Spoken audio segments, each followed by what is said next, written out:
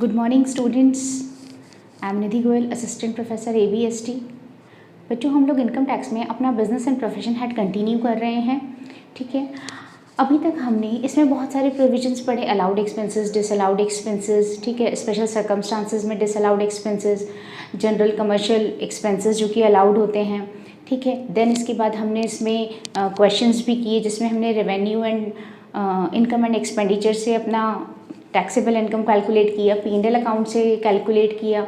अब बच्चों हम आज इसमें कुछ, फिर हमने अभी लास्ट लेक्चर में कुछ स्पेशल प्रोविजंस भी पढ़े थे इसके रिगार्डिंग। ठीक है, आज हम इसमें अब इस लास्ट कुछ प्रोविजंस पढ़ते हैं। 2 प्रोविज़न हम इसमें और स्टडी करेंगे। कुछ स्पेसिफिक बिजनेस, कुछ निर्दिष्ट विशेष व्यवसाय में अगर हमारा SSC करदाता लगा हुआ है तो फिर उस कंडीशन में वो कितनी इनकम पर टैक्स देगा, उसके लिए हम प्रिजम्पटिव बेसिस पर कैलकुलेशन करते हैं। उसकी परिकल्पित आय पर कैलकुलेशन करते हैं। उसके पास 2 ऑप्शन होते हैं कि वो चाहे तो उसके ऊपर जो 44 AD और 44 AE एप्लीकेबल हो रही है, वो चाहे तो इन सेक्शंस के अकॉर्डिंग टैक्स दे, और अगर वो ना चाहे तो अपना जो ऑर्डिनरी हमारा टैक्स का कैलकुलेशन है हेड के अकॉर्डिंग, उस अकॉर्डिंग अपनी टैक्सेबल इनकम कैलकुलेट करें। ठीक है बच्चों, तो सबसे पहले हम स्टडी करते हैं सेक्शन 44 AD, है ना, जिसमें हम पढ़ेंगे कि किसी निर्दिष्ट व्यवसाय में अगर हमारा करदाता लगा है तो किस तरह से परिकल्पित आय पर कर की गणना की जाती है ना, on presumptive basis how income is calculated. ठीक है, देखिए इसके प्रोविजंस। देखिए बच्चों, हमारा पहला provision special provisions for computing profits of business on presumptive basis, section 44 AD, यानी कि किसी व्यवसाय के लाभों को परिकल्पित आधार पर ज्ञात करने के विशेष प्रावधान। कुछ ऐसे स्पेशल प्रोविजंस होते हैं जिसकी बेसिस पर हम बिजनेस की प्रिजम्पटिव इनकम यानी परिकल्पित आय ज्ञात कर सकते हैं। परिकल्पित से क्या मतलब है बच्चों, यहाँ पर प्रिजम्पटिव यानी कि एक तो एक्चुअल इनकम होती है कि आपको जो भी इस हेड में इनकम हुई उसमें से आपने अपने एक्सपेंसेस लेस कर दिए, ठीक है, और आपकी टैक्सेबल इनकम आ गई, जो भी प्रोविजंस हमने पढ़े उस अकॉर्डिंग। एक दूसरा तरीका ये हो सकता है कि अगर आप पर ये इस तरह से, जैसे सेक्शन 44 AD है या 44 AE है, या इस तरह से अगर कोई स्पेशल प्रोविजंस एप्लीकेबल होते हैं, कोई सेक्शन एप्लीकेबल होती है, तो इस अकॉर्डिंग आपकी जो भी ग्रॉस रिसीट्स होती है उसका एक फिक्स परसेंट, 6%, 8% हम उसकी टोटल टैक्सेबल इनकम एज्यूम कर लेते हैं। तो ये SSC के ऊपर होता है कि जो उसके लिए बेनिफिशियल है वो वही ऑप्शन ऑप्ट कर ले। ठीक है, चाहे तो वो अपनी रेगुलर इनकम कैलकुलेट कर ले और चाहे तो वो इसके अकॉर्डिंग अपनी इनकम ले ले, टैक्सेबल इनकम कैलकुलेट कर ले। तो देखिए इसके लिए बच्चों कुछ कंडीशंस हैं। सबसे पहली कंडीशन है एलिजिबल SSC, यानी कि हमारा जो करदाता है वो एलिजिबल होना चाहिए, है ना, योग्य होना चाहिए। अब योग्य का क्या मतलब है कि कोई डिग्री होनी चाहिए उसके पास? नहीं है, ऐसा बिल्कुल भी नहीं है, किसी डिग्री की यहाँ ज़रूरत नहीं है। एलिजिबल SSC से मतलब है हमारा कि वो रेजिडेंट होना चाहिए, ठीक है, भारत में निवासी होना चाहिए। वो कोई इंडिविजुअल हो सकता है, व्यष्टि हो सकता है, HUF हिंदू अनडिवाइडेड फैमिली हो सकती है, कोई भी पार्टनरशिप फर्म हो सकती है। और लेकिन इसके साथ एक बात और क्या है, not a limited liability partnership firm, लेकिन उसे लिमिटेड लायबिलिटी पार्टनरशिप फर्म नहीं होना चाहिए। ठीक है, क्या नहीं होना चाहिए? लिमिटेड लायबिलिटी पार्टनरशिप फर्म नहीं होना चाहिए। यानी कि अगर वो सीमित दायित्व वाली पार्टनरशिप फर्म है, साझेदारी फर्म है, तो फिर उस पर ये प्रोविज़न एप्लीकेबल नहीं होते हैं। तो पहली कंडीशन हो गई एलिजिबल SSC। सेकंड देखिए, should be engage in eligible business. अब दूसरी कंडीशन है उसका एलिजिबल बिजनेस, यानी कि उसे योग्य व्यवसाय में लगा होना चाहिए। अब बिजनेस कौन सा एलिजिबल होगा भाई? अभी तक हम लीगल और इलीगल तो पढ़ते थे, वैध और अवैध, लेकिन अभी एलिजिबल का मतलब, यहाँ एलिजिबल से मतलब है ऐसा बिजनेस जो कि any business except plying, hiring और leasing goods carriages referred to section 44 AE। जो उसके बाद सेक्शन 44 AE है उसमें जो भी हमारे जो गुड्स कैरिज करने वाले हैं, मतलब मालवाहक जो होते हैं, उसको मालवाहक, भारी मालवाहक उनको ले जाना, उनको किराए पर देना और उनको पट्टे पर देने का काम नहीं करते हों इस पर्टिकुलर, क्योंकि इसके लिए एक पर्टिकुलर सेक्शन 44 AE अलग से बनाई गई है। ठीक है, तो उस पर AD एप्लीकेबल नहीं होगी। इसके अलावा किसी भी तरह का बिजनेस है तो वो इस सेक्शन के लिए एप्लीकेबल है। ठीक है, तो किस किस को छोड़कर? प्लाइंग, हायरिंग और लीजिंग गुड्स कैरिजेस, है ना, मालवाहक को ले जाना, उसको पट्टे पर देना और उसको किराए पर देना। इसको छोड़कर आप किसी भी बिजनेस में लगे हैं तो आप एलिजिबल बिजनेस करते हैं और बिजनेस का मोटिव प्रॉफिट अर्न करना होना चाहिए। That's it. अच्छा, फिर उसके बाद अब इसमें हम कितना अमाउंट टैक्सेबल कर दें, तो देखिए टोटल टर्नओवर और gross receipts in previous year does not exceed 2 crore rupees. हाँ, एक ये और बहुत इंपॉर्टेंट प्रोविजन है बच्चों कि ये उसी कंडीशन में एप्लीकेबल होगी ये सेक्शन जब आपकी प्रीवियस ईयर में ग्रॉस रिसीट्स 2 करोड़ रुपीज़ से ज़्यादा नहीं होंगी। यानी कि अगर 2 करोड़ तक हैं तब तो आप पर ये सेक्शन एप्लीकेबल होगी। अप टू 2 करोड़, मैंने लिखा है एक्सीड 2 करोड़, यानी कि अगर 2 करोड़ से ज़्यादा हो जाता है then it will not applicable. Okay, तो 2 करोड़ तक ये एप्लीकेबल होगी। ठीक है, देन इसके बाद कितना अमाउंट टैक्सेबल होगा, अभी मैंने आपसे बात की। तो हमारी जितनी भी ग्रॉस रिसीट्स होंगी ना, उस ग्रॉस रिसीट्स का सीधा सीधा 8% अमाउंट हम इसकी टैक्सेबल इनकम ले लेंगे। अब ना तो हम इसमें से किसी एक्सपेंसेस की डिडक्शन देंगे, ना ही किसी और चीज़ को इसमें इंक्लूड करेंगे। हम सीधा सीधा बोलेंगे taxable business income is 8% of gross receipt. अब आपकी ग्रॉस रिसीट 1 करोड़ है या 80 लाख है या 50 लाख है, डजेंट मैटर, जितनी है आप उसका 8% ले लीजिए। फिर इसमें भी आपको देखिए एक ऐसे कंसेशन आप एक तरह का कह सकते हैं कि if amount received by cheques, draft और ECS, है ना, इलेक्ट्रॉनिक क्लियरिंग सिस्टम, यानी अगर आप डिजिटल सोर्सेज से, आप किसी चेक से, बैंक के चेक से, ड्राफ्ट से या ECS से पेमेंट लेते हैं, इससे आप रिसीव करते हैं, तो फिर आपके लिए हम टैक्सेबल प्रॉफिट्स कितना लेंगे, 6% ऑफ ग्रॉस रिसीट्स। आपकी ग्रॉस रिसीट्स का केवल 6% ही टैक्सेबल इनकम के फॉर्म में कैलकुलेट किया जाएगा। ठीक है, नॉर्मल में आपको 8% है, लेकिन आपको स्पेसिफाई कर दिया जाए कि ये जो पेमेंट्स हैं ये इस तरीके से लिए गए हैं, तो फिर आपको उसमें 6% ही ग्रॉस रिसीट्स का टैक्सेबल करना है। तो उसमें सिंपल सा है, आपको टोटल ग्रॉस रिसीट्स दी जाएंगी, उस ग्रॉस रिसीट्स का सीधा आपने 8% निकाला और वो उसकी टैक्सेबल इनकम हो गई, है ना। फिर आप एक तरफ नॉर्मल कैलकुलेशन करेंगे बिजनेस हेड की इनकम की, जैसे आप करते हैं। फिर आप देखेंगे दोनों में से कम कौन सा है, जिसमें मेरी टैक्सेबल इनकम कम होगी मैं उसी ऑप्शन को ऑप्ट करूँगी, क्योंकि मुझे टैक्स कम देना है, ज़्यादा नहीं देना है। ठीक है, तो इस तरीके से अगर आपको इस सेक्शन में बेनिफिट है, it's beneficial for you, then you should opt it, otherwise you should not, है ना।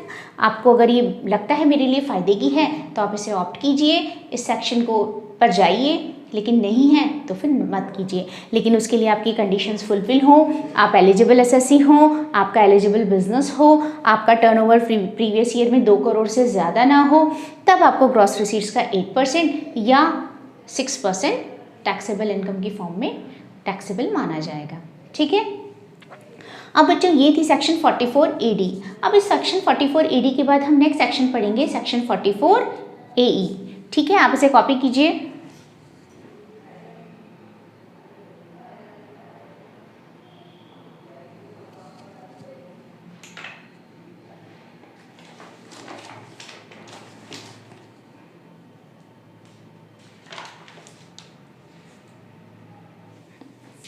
बच्चों सेक्शन 44A पढ़ने के पहले हम एक छोटी सी सेक्शन और है जिसे स्टडी करते हैं। ये प्रोफेशन से संबंधित है। जैसे अभी हमने पढ़ा कि बिजनेस के प्रिजम्पटिव बेसिस पर हम टैक्सेबल इनकम कैलकुलेट करते हैं, वैसे ही ये चीज़ प्रोफेशन के लिए भी आती है ना। असेसमेंट ईयर 17-18 से ही एप्लीकेबल हुई है ये, और इसे हम सेक्शन 44 AD के बाद A और आ गया, ADA बोला जाता है ना। इसमें क्या करते हैं हम, special provisions for computing profits of professions on presumptive basis, यानी कि पेशे के लाभों और अधिलाभों को परिकल्पित आधार पर ज्ञात करने के प्रावधान। इसमें ज़्यादा कुछ नहीं है, 2 बातें आपको ध्यान रखनी है कि प्रोफेशन में हो पर्सन, वो तो ऑब्वियस सी बात है, प्रोफेशन की हम बात कर रहे हैं तो उसको जो प्रोफेशन में होने वाली ग्रॉस रिसीट्स हैं वो प्रीवियस ईयर में 50 लाख से ज़्यादा नहीं होनी चाहिए। उसे प्रीवियस ईयर में जितनी भी सकल प्राप्तियां हैं वो 50 लाख से ज़्यादा, 50 लाख से ज़्यादा नहीं होनी चाहिए। ठीक है, 50 लाख तक ये सेक्शन एप्लीकेबल होगी। सेकेंड थिंग, जो टैक्सेबल प्रॉफिट्स होंगे वो 50% of total gross receipts from profession, उसको प्रोफेशन से जो भी टोटल ग्रॉस रिसीट्स होंगी उसका 50% हम यहाँ पर टैक्सेबल कर देंगे। कितना, 50% of total gross receipts from profession. ठीक है, और अगर वो हमें ये कहे कि मुझे 50% से भी ज़्यादा इनकम हो रही है, टैक्सेबल इनकम, वो ज़्यादा शो करना चाहे तो ज़्यादा शो कर सकता है, तो फिर हम जो एक्चुअल में है ज़्यादा इनकम है उसे ही टैक्सेबल इनकम मानेंगे, है ना। तो एक बात और है, मैंने बिजनेस में भी आपको बोली कि यहाँ पर हम कोई डिडक्शंस नहीं देंगे। क्यों? क्योंकि हम ये एज्यूम कर लेते हैं कि वो सारी डिडक्शंस इसमें मर्ज हो चुकी हैं। अब देखिए हम वैसे ही जो ग्रॉस रिसीट्स है उसका आधा हम यहाँ पर ले रहे हैं, तो उसका मतलब है कि हम इसमें जो भी एक्सपेंसेस हैं उसके डिडक्शंस ऑलरेडी दे चुके हैं। ठीक है, तो कोई अदर डिडक्शन नहीं दी जाएगी। अगर कोई एसेट्स हैं आपने प्रोफेशन में यूज़ की हैं और उस पर डेप्रिसिएशन चार्ज होता है तो हम ये मान लेंगे कि उस पर डेप्रिसिएशन की डिडक्शन भी इसमें दे दी गई है, और आप उन एसेट्स का जो भी उनके रेट से रिटर्न डाउन वैल्यू आता है आप उसे कैलकुलेट कर लीजिए, है ना। उनका जो भी प्रोसीजर होता है नेक्स्ट असेसमेंट ईयर के लिए वो कंटिन्यू रहेगा। ठीक है, तो इस तरीके से सिंपल सी बात है, आपका जो टर्नओवर है प्रीवियस ईयर में 50 लाख से ज़्यादा ना हो। सेकेंड थिंग, ग्रॉस रिसीट्स का 50% टैक्सेबल इनकम होगी। Clear, that is section ADA। अब हम इसके बाद नेक्स्ट सेक्शन पढ़ते हैं जो कि ये अभी हमने पढ़ा गुड्स कैरिजेस से रिलेटेड है, मालवाहक से रिलेटेड है।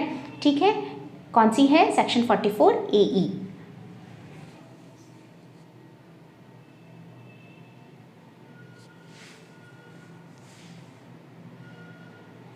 देखिए बच्चों, अब हम बात करते हैं सेक्शन 44 AE की, है ना।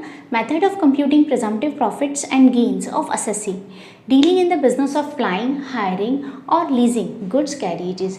यानी कि जो मालवाहक हैं उनको चलाने का, किराए पर देने का या पट्टे पर देने का अगर बिजनेस करता है तो फिर उसके लिए हम प्रिजम्पटिव बेसिस पर, है ना, परिकल्पित आय या लाभों की गणना हम किस प्रकार करते हैं। तो देखिए सेक्शन 44 AE सबसे पहली बात तो किस पर एप्लीकेबल है? प्रॉफिट्स और gains of assessee dealing in business of प्लाइंग, hiring और लीजिंग गुड्स कैरिजेस, यानी कि गुड्स कैरिजेस की प्लाइंग, लीजिंग और हायरिंग पर। ठीक है, यानी कि अगर कोई भी मालवाहक चलाना, किराए पर देना है, पट्टी पर देने के व्यवसाय में लगा है तो ही सेक्शन 44 AE एप्लीकेबल होगी। इसे हमने 44 AD में से हटा दिया था, एग्जेम्प्ट कर दिया था, और यहाँ पर इस पर अलग सेक्शन है। Second thing, assessee does not owe more than 10 goods carriages at any time during previous year। ये बहुत इंपॉर्टेंट ध्यान देने वाली बात है। अगर पूरे साल में, भले ही उसके पास एक दिन के लिए ही क्यों ना हो, अगर उसके पास 10 से ज़्यादा गुड्स कैरिजेस रहे हैं, मालवाहक गाड़ियाँ रही हैं, तो फिर उस कंडीशन में ये सेक्शन उस पर एप्लीकेबल नहीं होगी। कब? किसी भी समय प्रीवियस ईयर में 10 से ज़्यादा गाड़ियाँ उसके पास नहीं होनी चाहिए, यानी कि 10 तक हम उसे अलाउड कर देंगे, 10 के बाद नहीं, तो फिर वो सेक्शन एप्लीकेबल नहीं होगी प्रीवियस ईयर में। Then computation of dude profits. अब हम बच्चों से प्रॉफिट्स की कैलकुलेशन कैसे करेंगे? देखिए यहाँ पर हमने क्या किया, हमारी जो गुड्स कैरिजेज हैं उसको हमने 2 पार्ट्स में डिवाइड कर दिया। 2 पार्ट्स में कैसे कर दिया? एक तो हमने हैवी गुड्स व्हीकल कर दिए और बाकी उसके अलावा जितने भी गुड्स कैरिजेज हैं वो इसमें आ जाते हैं, है ना। तो हैवी गुड्स व्हीकल कौन से होते हैं? Means any goods carriage the gross vehicle weight of which exceeds 12,000 kilograms, यानी कि कोई भी ऐसे गुड्स कैरिजेस जिनका जो वेट है कितना हो, 12,000 किलोग्राम, यानी कि 12 टन से ज़्यादा हो, या फिर हिंदी में ऐसा मालवाहक जिसका भार बिना सामान 12,000 किलोग्राम से ज़्यादा हो, यानी उस व्हीकल का इटसेल्फ वेट बिना सामान के 12,000 किलोग्राम से ज़्यादा हो, तो वो हैवी व्हीकल की कैटेगरी में आता है। हमें ऐसा इसलिए करना पड़ रहा है क्योंकि हैवी व्हीकल पर इनकम अलग है और अदर्स पे डिफरेंट है। अब देखिए हैवी गुड्स व्हीकल पे फॉर एवरी मंथ और अ पार्ट, ये बहुत इंपॉर्टेंट बात है। ये कोई ज़रूरी नहीं है कि ये हैवी व्हीकल आपके पास पूरे महीने रहा हो या कम से कम 15 दिन रहा हो। अगर आपके पास 1 घंटे भी रहा है ना, तो भी आपको पूरे मंथ की इनकम उस पर कैलकुलेट करनी होगी। Getting my point? अगर 1 घंटे के लिए भी आपके पास रहा है ना पूरे महीने में एक व्हीकल, तो भी काउंट होगा कि आपके पास ये गाड़ी थी और इस पर इतनी इनकम बननी चाहिए, क्योंकि ये बच्चों परिकल्पित आधार पर ले रहे हैं, प्रिजम्पटिव बेसिस है, एक्चुअल नहीं है ये कि एक्चुअल में आपके पास थी। ठीक है, तो इसलिए इंपॉर्टेंट है फॉर एवरी मंथ और पार्ट। सेकेंड थिंग, ₹1000 पर ton of gross vehicle weight. अब आपके व्हीकल का जो भी वेट है ना 12,000 किलोग्राम से ज़्यादा होगा, तो उसके 1 टन पर 1,000 रुपये इनकम कैलकुलेट करेंगे हम। ठीक है, पर मंथ 1000 रुपये पर ton of gross vehicle weight और अनलैडन वेट, है ना। जो भी उसका ग्रॉस वेट है बिना सामान के, उस पर हम 1000 रुपये पर टन के हिसाब से कैलकुलेट करेंगे। क्लियर? पर हम अगर अदर्स की बात करें तो देखिए अदर्स में क्या हो रहा है, फॉर एवरी मंथ और इट्स पार्ट, इसमें भी सेम चीज़ है, लेकिन 75,000 रुपये पर मंथ पर व्हीकल। यहाँ पर क्या चेंज हो गया, यहाँ पर हमने मंथली बेसिस पर कर दिया। यहाँ पर हमें टन से मतलब नहीं है, ठीक है, कि उसका वेट कितना है, हमें यहाँ से कंसिडर नहीं करना है। वो सिर्फ हम वेट ये देखने के लिए यूज़ करेंगे कि अगर वो हैवी व्हीकल है तो हम उसे इधर ले लें 1000 वाले में, और अगर नहीं है तो फिर हम इधर ले लें। अगर वो इस कैटेगरी में आता है तो सीधा सीधा 7500 रुपये पर मंथ, 7500 रुपये प्रति महीना पर व्हीकल हम इस पर कैलकुलेट करेंगे। अब आपके पास ऐसे अगर 5 व्हीकल हैं तो 7500 इंटू 5, जितने महीनों के लिए रहे उतने महीनों से मल्टीप्लाई कर दीजिएगा, सीधा सा है। प्रति गाड़ी प्रति माह 7500 रुपये। क्लियर? फिर हम इनका टोटल लगा देंगे और इन दोनों तरह की व्हीकल से जो इनकम का टोटल आएगा वही हमारी क्या होगी, टैक्सेबल इनकम होगी। ठीक है? किसके लिए?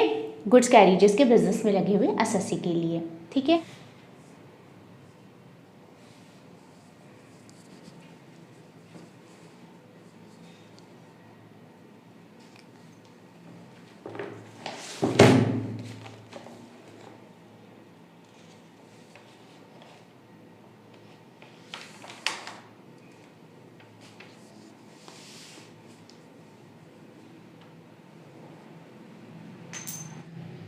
ठीक है बच्चों, आज हम लोगों ने अपने जो भी सारे एडिशन प्रोविजंस थे, है ना, और हमारी जो प्रिजम्पटिव बेसिस पर इनकम कैलकुलेट करना था, ये तीनों हमने देखा। अब हम नेक्स्ट लेक्चर में हम अपनी इस पर बेस्ड सेक्शन 44E पर बेस्ड एक प्रॉब्लम लेंगे और साथ ही में इस हेड की जो भी एग्जाम्प्टेड इनकम्स हैं उनको स्टडी करेंगे। बच्चों, हमारे चैप्टर इनकम टैक्स में एग्जाम्प्टेड इनकम्स का भी है, कर मुक्त आय, एग्जाम्प्टेड इनकम्स, और कोटा यूनिवर्सिटी के तो वो फर्स्ट यूनिट में ही इंक्लूडेड है। तो हमें क्या करना है, हमें ये जो एग्जाम्प्टेड इनकम्स हैं हर हेड में अलग अलग स्टडी कर लेनी है। जब हम सारे हेड्स में इसको पढ़ चुके होंगे तो वो चैप्टर हमारा ऑटोमेटिक रेडी हो जाएगा। ठीक है? फिर बाद में हम उसका छोटा सा रिव्यू लेंगे, उसी में वो हमारा कंप्लीट हो जाएगा। तो इस तरीके से हम इसे कंप्लीट कर लेंगे। ठीक है बच्चों, आप इतना कंप्लीट कीजिए। नेक्स्ट लेक्चर में हम इस चैप्टर को कंप्लीट कर देंगे और फिर कैपिटल गेन स्टार्ट करेंगे। Thank you.